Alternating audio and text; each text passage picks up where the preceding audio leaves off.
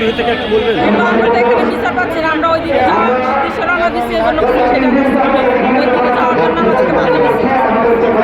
আরেকটু হাত নিচে।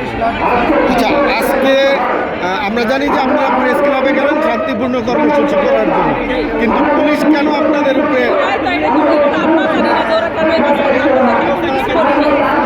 শান্তিপূর্ণভাবে যাচ্ছিলাম, কিন্তু ওরা তো আমাদেরকে নির্যাতন দেয়নি। তার আগে ওরা আমাদেরকে লাঠিচার্জ করছে। আপনাদের এই কর্মসূচি কতদিন হলো আজকে? আপনার নাম? কোন গার্মেন্টস একটু বলুন। গার্মেন্টস। এটা কি পূর্বেও এই ঘটনা ঘটছে? রাস্তা ছিল, তারপরে বিচার করে দিচ্ছিল, তো আমি মানে সরকারের টাকা দিয়ে তারপরে এই যে চালানো আচ্ছা, আজকে আপনাদের যে কর্মসূচি চলছে, এখন আপনার পরবর্তী পদক্ষেপ কি নেবেন?